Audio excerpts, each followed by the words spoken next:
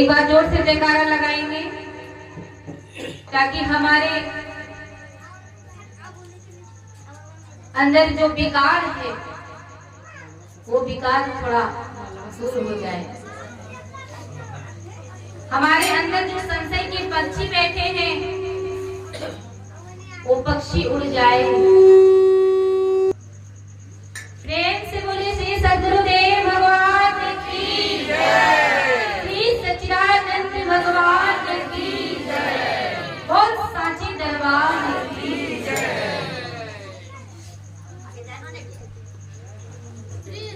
ध्यान देंगे, महादेव जो भजन में लीन रहते हैं वो एक टाइम भजन नहीं करते, हर समय भजन करते हैं। भजन दो तरह का होता है। कितने तरह का? दो तरह का। कौन कौन से? एक जो अभी गाए हम लोग, एक अंदर भजन होता है। एक बाहरी भजन और एक आंतरिक भजन होता है। तो बाहरी भजन तो सबको पता है, गा लिए बजा लिए आनंद आ गया, सबको पता है क्या हो रहा है, भजन हो रहा। लेकिन एक भजन वो भी है जिसको भगवान शंकर करते हैं, मस्त होकर के कैलाश पर्वत पर बैठकर, और उस भजन को जाने बगैर हमारी भक्ति पूरी होती नहीं है।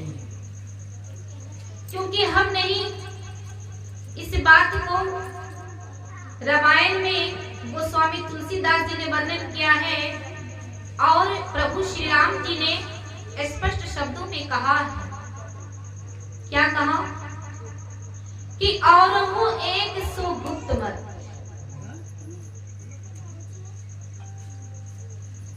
और वो एक सो गुप्त मत, गुप्त मत, कि जो भगवान का नाम है वो क्या है? गुप्त है। जो भजन है वो क्या है? सबही कहो कर जो, और शंकर भजन बिना नर भक्ति न पावे मोर।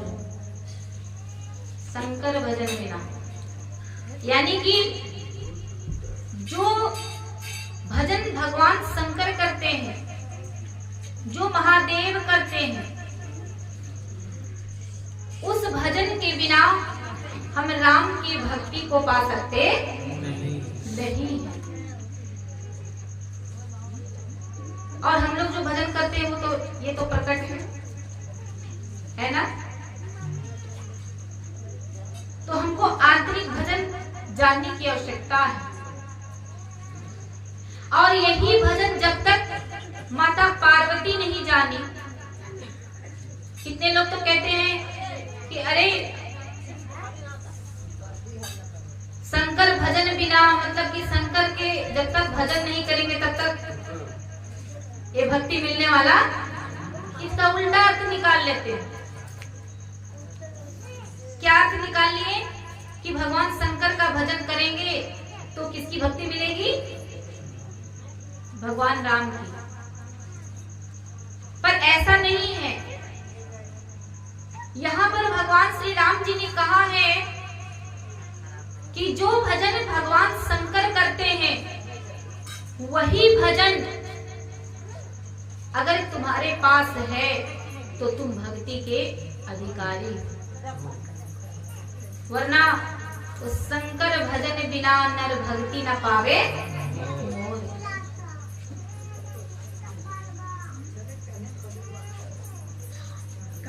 इसी भजन को माता सती नहीं जान पाई। आप लोग सती को जानते हैं कि नहीं? जानते हैं? कौन है सती? शिव का पत्नी, शिव की पत्नी, भगवान शंकर की पत्नी कौन है? सती। पार्वती तो बाद में हुई। भगवान शंकर जिस भजन को जानते हैं वो भजन को सती सती जानती नहीं। और सती को जलाने के लिए महादेव बार बार अगस्त मुनि के आश्रम पर जाया करते थे, लेकिन सती को ये बात समझ में आती नहीं। देखिए, वो महादेव की पत्नी है और जब तक सती रही, जब तक गुरु के शरणागत नहीं हुई, जब तक उस भजन को नहीं जानी, तब तक महादेव भी उनका कल्याण कर पाए। उनके पत्नी थे, सोचिए, अरे उनके अंग संग रहती थी, उस समय महादेव ने सती का कल्याण नहीं कर पाए। और आज तो हमारे पास कैलेंडर है, फोटो है, मूर्त है, तस्वीर है, कुछ भी कह लीजिए। तो जब साक्षात सती उनकी पत्नी महादेव के संग रहती थी, उस समय महादेव के पास ज्ञान की कमी थी क्या? कोई कमी? समझ भी थे, लेकिन फिर भी सती का कल्याण नहीं कर पाए और ना ही उनके ये जन्म मरण का चक्र कटा। आप लोग को पता होगा कि भगवान शंकर रुद्राक्ष की माला पहनते हैं कि नहीं? रुद्राक्ष की माला पहनते हैं और उस माले में, उस रुद्राक्ष में कितने रुद्र होते हैं? 108। कितने? 108। और जितने लोग होंगे, शिव चर्चा में होंगे लोग, तो उनको पता होगा कितने बार जाप करना होता है। क्यों करते हो, कुछ पता है? 108 ही रुद्राक्ष की मोतियां क्यों होते हैं? भगवान शंकर 108 मुंडों की माला पहनते हैं। कितना? 108 मुंड की माला पहने। ये एक बार की बात है जब महादेव जी कैलाश पर्वत पे नहीं थे। ध्यान से सुनना मेरे भाई बहन, जब महादेव कैलाश पर्वत पे नहीं थे, उस समय माता पार्वती वो अकेले कैलाश पर्वत पे थे। ध्यान दीजिएगा। और उस समय नारद जी पहुंच जाते हैं कहाँ? माता पार्वती के पास में। नारायण नारायण। जब उनके पास पहुंचती हैं तो कहते हैं, देवी महादेव नहीं है क्या? कहते हैं नहीं। तो कहें कि माफ कीजिएगा, लगता है मैं गलत समय पे आ गया। नहीं नहीं, कोई बात नहीं, अरे आप तो उनके परम भक्त हैं, आपने कोई गलत समय पे नहीं आया। नहीं, अरे मैं गलत समय पे आ गया, महादेव उपस्थित नहीं है, अगर कोई बात बन गई, बिगड़ गई तो सारा दोष मुझ पर ही लगेगा। पार्वती जी कहती नहीं नहीं नारद, ऐसी कोई बात नहीं है। तो कहें कि देवी आज महादेव नहीं है, तो सुनो मैं एक बात कहना चाहता हूँ। अब पार्वती जी सोचती हैं, ऐसा क्या बात है जो महादेव के सामने नहीं कह सकते। कहते हैं कि देवी सुनो, तुम्हारे जो पति हैं महादेव जी, उन्होंने आपसे एक बात छिपाई है जो आज तक आपको नहीं बताए। वो बात मैं आपको बताने के लिए आया हूँ, ध्यान से सुनना। कहे क्या? पर महादेव तो हमसे कोई बात नहीं छिपाते। कहे छिपाए हैं। आपके जो पति हैं वो आपसे प्रेम करते नहीं है। अगर आपसे प्रेम करते तो आपको हर बात बताते, कोई बात नहीं छिपाते। अब भाई किसी के पत्नी को कोई जाकर कह दे कि तुम्हारे जो पति हैं वो तुमसे प्रेम नहीं करते, तो क्या आप चैन से घर में बैठ जाएंगे? हैं? घर के माताएं लोग बोली है, चैन से बैठ जाएंगी क्या? नारद मुनि कहते हैं वो किसी और से प्रेम करते हैं, आपको बताए नहीं। अरे उन्होंने कभी राज बताया नहीं। आप उनसे पूछिएगा अगर अकेले में कभी कि आपने इतनी बड़ी बात हमसे क्यों छुपा करके रखी। उनसे पूछिए कि उसने जो गले में जो मुंडों की माला पहने हैं वो किसके नाम का माला पहने हैं। उनके गले में जो रुद्राक्ष की माला है वो किसके नाम का पहने हैं।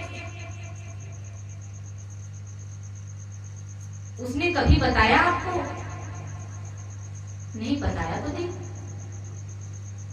माफ करना देवी, मुझे इसी बात का डर था कहीं कुछ उलट पुलट ना हो जाए। अब नारद जी तो आग लगा करके निकल गए। इधर पार्वती का हालत खराब हो गया। अब पार्वती जी क्या करी, बाल बिखेर लेती हैं, हाथों की कंगन खोल करके कैलाश पर्वत पर फेंक देती हैं, बालों की गजरा तोड़कर और जा करके एकांत में कहीं रूठ करके बैठ जाती हैं। थोड़ी ही देर में जब महादेव का आगमन होता है, कहाँ? कैलाश पर्वत पर। जब वहां आगमन होता है तो देखते क्या है उधर से कि कहीं कंगन बिखरा है, कहीं पायल फेंका हुआ है, कहीं गजरा टूटकर बिखरा हुआ।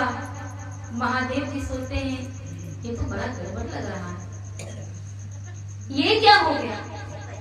और थोड़ा आगे और बढ़ करके देखे तो देवी जी जो है पूरे रूठ कर बैठी है, बाल बिखेर करके बैठी है, रो रो कर अपनी हालत खराब कर लिए। क्यों? क्योंकि उनको लगता है इतने दिन से मेरे बात छिपा करके रखे, अरे मेरे पति मुझसे अब तक प्रेम नहीं करे, किससे प्रेम हो गया। और जब तक उस बात को जान नहीं जाएंगी तब तक उनको चैन से रहने देंगे? क्यों? अब माता पार्वती ने ऐसा भयंकर रूप धारण किया। हमारे यहाँ 3 हट बहुत प्रसिद्ध है ना? कौन कौन से हट? बाल हट, त्रिया हट। ध्यान दीजिएगा। एक होता है बाल हट। जब छोटा सा बालक बहुत जिद करता है ना, मुझे वो हाथी चाहिए, वो हाथी चाहिए, वो खिलौना चाहिए, चाहे टूट जाए, चाहे वो 10,000 का मिले, उससे उसको कोई फर्क पड़ता नहीं है। हट है, बालक का जिद है कि हमको वो चीज चाहिए। और माता पिता मानते नहीं, पूरे इतना जिद किया कि चाहे भले से टूट जाए, उसे भी पता है, लेकिन उसको खरीद के देते हैं कि नहीं? देते हैं। बच्चों के हट के सामने माता पिता क्या हो जाते हैं? बल हो जाते हैं। बताइए, विवश हो जाते होते हैं कि नहीं? देने पर विवश, लो लो तुम इसी में खुश रहो, लो, देते हैं कि नहीं? और एक होता है योगी हट। अगर योगी भी हट कर ले तो परमात्मा की भी ताकत नहीं है कि उनके हट को टाल दे, उनके हट को पूरा कर। अगर योगी हट कर ले तो परमात्मा को हर हाल में उनके हट को पूरा करना पड़ेगा। उनके सामने विवश हो जाते। और तीसरा जो है वो आप लोग को पता ही होगा, त्रिया हट। ये त्रिया हट भी किसी हट से कम नहीं है। अगर नारी किसी चीज का हट कर ले तो उसके सामने पति भी विवश हो जाती है, नहीं होती? अरे भाई आप लोग को तो पति है, आप लोग को पता होगा, अब हमको थोड़ी पता है। सही बात है। अगर एक नारी कह दे कि भाई हमको 2 भरी पायल चाहिए ही चाहिए, तो चाहे आप कैसे कमाते हो चाहे ना कमाते हो, लेकिन अगर हट कर लिए तो आपको किसी न किसी तरह से पायल ला करके देना है कि नहीं? आप लोग के साथ ऐसा हुआ है क्या? ये महादेव लोग से पूछ रहे। महादेव जी लोग, आप लोग बताइए, ये महादेव के साथ में हुआ। अब आप सुनिए, महादेव इतने श्रेष्ठ है, जब उनके साथ में तिलियाहट नहीं चला तो आपका चलेगा? अरे जब वो विवश हो गए, अब सोचे कि इतना जो नाटक कर रही है इसको चुप तो कराना पड़ेगा कि नहीं। कहते हैं देवी, अरे ओ देवी, अब जैसे देवी कहे मुंह इधर फेर दे। देवी मुंह इधर फेर दे। इतने नाराज हैं माता कि उनकी तरफ देखना भी पसंद नहीं कर रही है। क्यों? उनके दिमाग में एक ही खलबली बज रही है। और ऊपर से नारद जी ये भी कहती हैं कि महादेव को मत बताना कि मैं यहाँ आया था। जब इतना हट करने लगे, जब नहीं करने लगे, तो कहते हैं कि अरे देवी, तुम्हारे मायके में सब ठीक ठाक तो है? कहीं तुमने तो ऐसे बाल बिखेर लिए, ऐसे कंगन फेंक दिए जैसे तुम्हारे मायके में कोई मर गया हो। कोई ऐसा दुखद चमत्कार तो नहीं है? अरे हुआ क्या? क्या क्या बात है, कुछ तो मुझे बताओ। देवी कहती हैं, ऐसे नहीं बताऊंगी, पहले तुम वादा करो, संकल्प करो कि मैं जो भी पूछूंगी उसका सही सही उत्तर दोगी।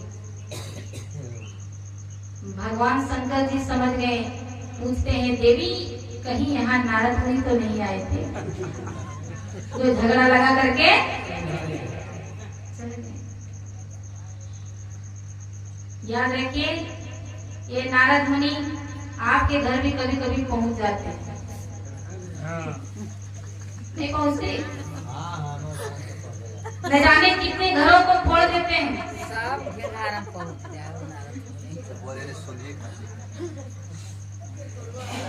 आप लोगों के घर में कोई नारद मुनि पहुंचा है कि नहीं? ऐसे झगड़ा लगाने वाले, ऐसे ऐसे नारद मुनि से सावधान रहना मेरे भाई बहन।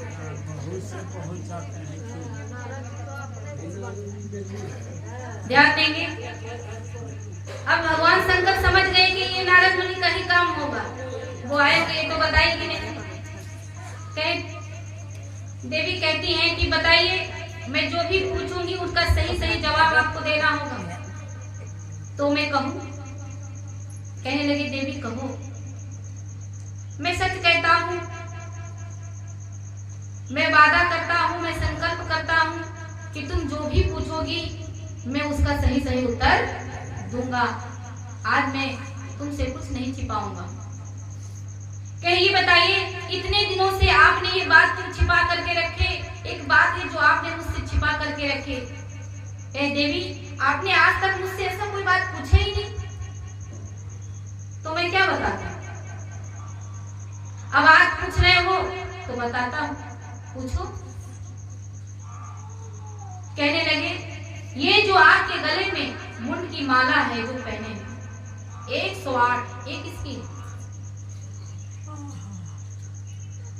ये जो आपने रुद्राक्ष अपने गले में धारण किया है, ये किसके नाम का है? अगर कोई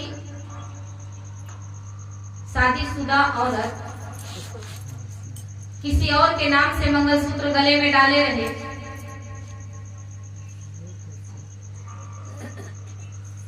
और उनके पति को पता चल जाए कि ये मंगलसूत्र मेरे नाम का नहीं है, उनके मांग में जो सिंदूर वो मेरे नाम का नहीं है, तो उनके पति जी खुश हो जाएंगे क्या? दुख तो होगा। लेकिन आज सती को दुख हो रहे हैं कि, और मैंने ये भी देखा, आप इन माला से बहुत प्रेम करते हैं। जो माला है आपके गले में, उससे बहुत प्रेम करते हैं। क्या राज है, क्या कारण है, हमें बताइए। कहते हैं देवी, सुनो, ये सच है कि मेरे गले में जो तुम मुंडों की माला देख रहे हो, मेरे गले में जो रुद्राक्ष की माला है, मुझे इस माला से बहुत प्रेम है। मैं इस माला से बहुत प्रेम करता हूँ। लेकिन सुनो देवी, ये जो हमारे गले में मुंड की माला है ना, ये किसी और की नहीं है, ये तुम्हारे ही मुंड की माला है। हे देवी, तुम्हारे 108 जन्म हुआ और जब तुम मर जाती थी तो तुम्हारे सिर को काटकर मैं एक एक सिर को गूंथता रहा और 108 बार जन्मी, 108 बार मरी। इसीलिए 108 बार आप लोग को जपाया जाता है। अब समझ में आया 108 का रहस्य? किसी को कुछ पता नहीं था, सिर्फ 108 रटते रहते हैं लोग। 108 का कोई रहस्य जानता नहीं। कहे देवी ये तुम्हारे ही मुंडों की माला है। तो कह रहे ये कैसे हो सकता है?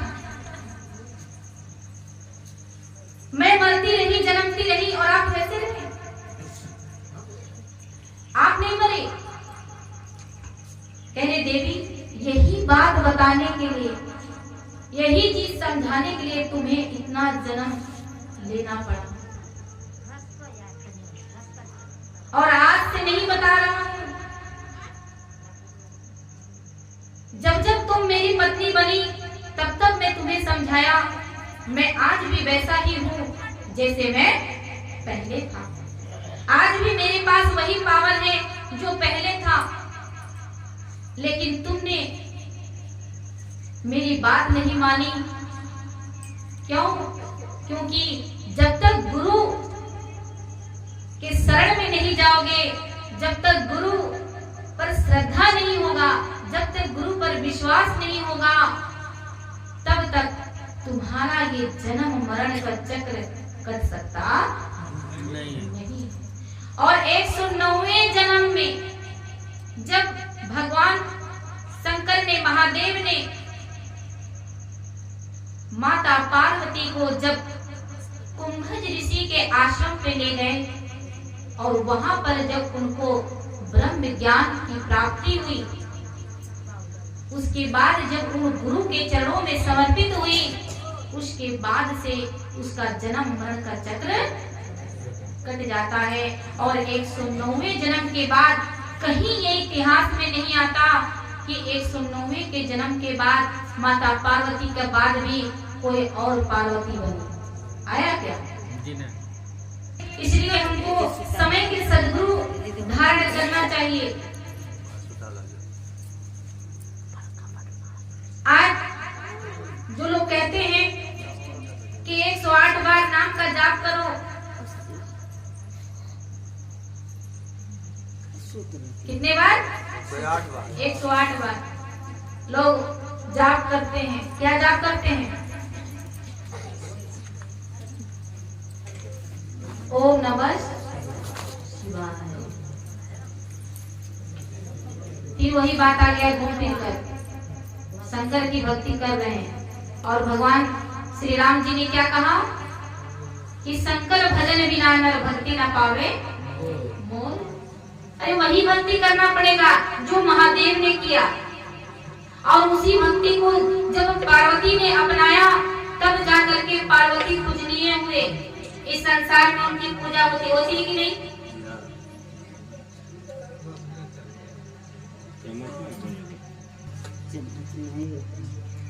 इसीलिए महादेव देखिए सदा तल्लीन रहते हैं, सदा उस भजन में मस्त रहते हैं। इसलिए आइए हम सब लोग भी मस्त हो जाते हैं जैसे महादेव मस्त रहते हैं। सदा रहो वाले मस्त भजन में, पी लेना संग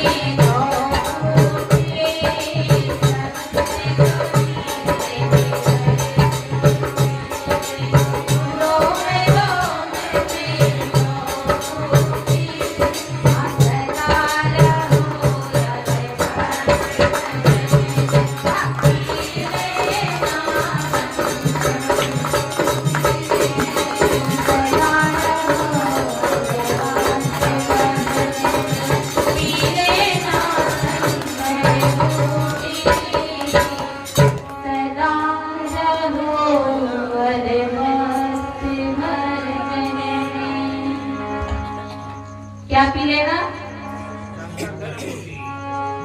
शंकर बूटी, जिसके बारे में भगवान राम भी कहे, शंकर भजन बिना नर भक्ति न पावे मोह।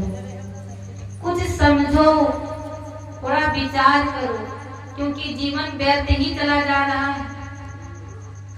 भक्ति करना कठिन बात नहीं है, भक्ति के मर्म को समझना बहुत कठिन बात है। ये हर किसी के बस की बात